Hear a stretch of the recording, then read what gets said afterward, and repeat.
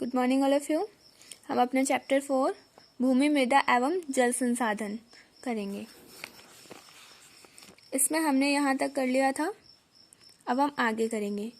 विभिन्न उद्देश्यों के लिए भूमि का प्रयोग, जो अलग अलग उद्देश्य हैं उसके लिए भूमि का प्रयोग कैसे किया जाता है।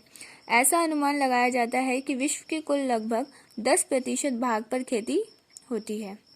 तो देखिए, ऐसा अनुमान लगाया जाता है कि विश्व की जितनी भी ज़मीन है उस पर कुल लगभग 10% भाग पर ही खेती होती है। 1/3 से कुछ कम भाग पर वन है, 1/3 से कम पर क्या है, वन स्थापित है। लगभग 1/4 भाग पर चारागाह है, 1/4 भाग पर क्या है, चारागाह, जहाँ पर क्या करते हैं, जानवर चरने जाते हैं। शेष भूमि या तो अन्य उद्देश्यों के लिए उपयोग में लाई जाती है या अनुपयोगी है, और जो बाकी भूमि जो है वो अलग अलग उद्देश्य के लिए उपयोग में लाई जाती है, नहीं तो वो क्या है, अनुपयोगी है, उसका कोई उपयोग नहीं होता है। किसी निश्चित समय पर किसी देश की भूमि उपयोग को अनेक कारण प्रभावित करते हैं। इनमें भौतिक कारक जैसे स्थलाकृति, मिट्टी, जल की उपलब्धता, जलवायु और खनिज प्रमुख है। उर्वर मैदानों में कृषि भूमि उपयोगी है। खनिज संपन्न क्षेत्रों में खनन कार्य मुख्य होता है।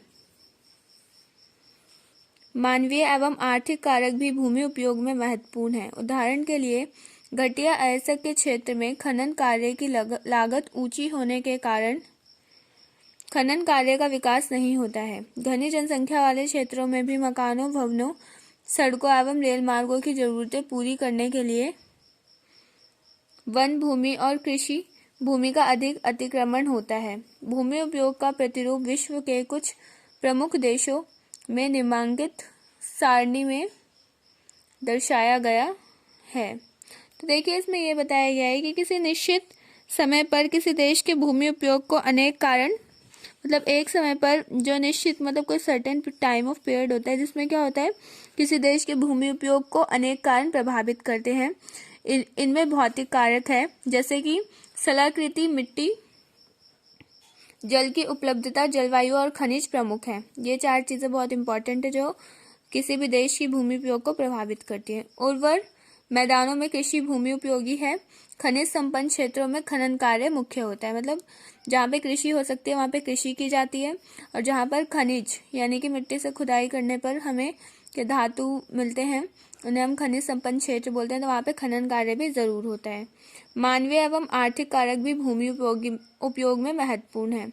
मानवीय और आर्थिक कारक, ठीक है। उदाहरण के लिए घटिया अयस्क के क्षेत्रों में क्या होता है, खनन कार्य नहीं किया जाता है और उनको छोड़ दिया जाता है, क्योंकि हमें खनन कार्य करने में सरकार को ज़्यादा लागत लगती है, इसलिए वो उन सारे धातु वगैरह जो भी है उनको छोड़ देता है, क्योंकि उसको निकालने पर हमें नुकसान ही होगा। नुकसान इस तरीके से क्योंकि हमारा लागत ज़्यादा लग रहा है, इसलिए। तो घनी जनसंख्या वाले क्षेत्रों में जब मकान, भवन या सड़कें या रेल मार्ग बनाने होते हैं तो हम क्या करते हैं, कृषि भूमि को और वन भूमि को नुकसान पहुंचाते हैं। और कौन से देश में कितना एरिया उपयोग किया जाता है किस चीज़ के लिए, या नीचे डाटा बताया गया है कुछ देशों का। जैसे पहला देश है रूस में वन कितने में है, 44% भूमि पर। कृषि कितने में है, 8% पे। चारागाह 5 और अन्य 44%। मतलब देखो, रूस में जितनी वन के लिए भूमि है उतनी ही बाकी कामों के लिए, मतलब जहाँ लोग रहते हैं बाकी चीज़ों के लिए यूज़ की जाती है। जापान में वन 67% है। कृषि 12% ज़मीन पर होती है। चारागाह 2% है और अन्य के लिए 19% ज़मीन ही है बस। भारत में 22% वन है, 57% कृषि के लिए यूज़ किया जाता है, 4% चारागाह के लिए और 17% अन्य कामों के लिए। फ्रांस में 27% वन है, 35% कृषि होती है, 21% चारागाह और 17% अन्य काम। कनाडा 39% वन है ज़मीन, मतलब 39% ज़मीन में वन है, 5% की कृषि की जाती है, 4% चारागाह और 52% अन्य में आती है। चीन में 14% वन, 10% कृषि, 34% चारागाह और 42% अन्य। यहाँ पे 34% इसलिए है क्योंकि यहाँ पे पठार वाले क्षेत्र ज़्यादा हैं इसलिए, और पठारी क्षेत्रों पर सिर्फ क्या किया जाता है, घास उगाई जाती है कई क्षेत्रों में। ब्राज़ील में 66% क्या है, वन है, 9% कृषि, 20% चारागाह और 5% अन्य।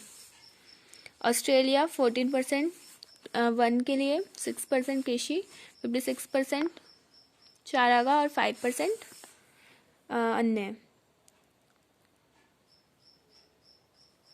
सारा अमेरिका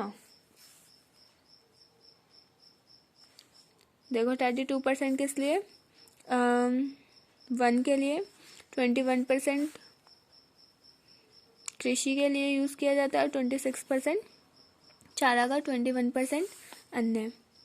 यूनाइटेड किंगडम 10% कृषि के लिए, 10% वन, 29% कृषि, 48% चारागाह और 16% आपका क्या है, अन्य।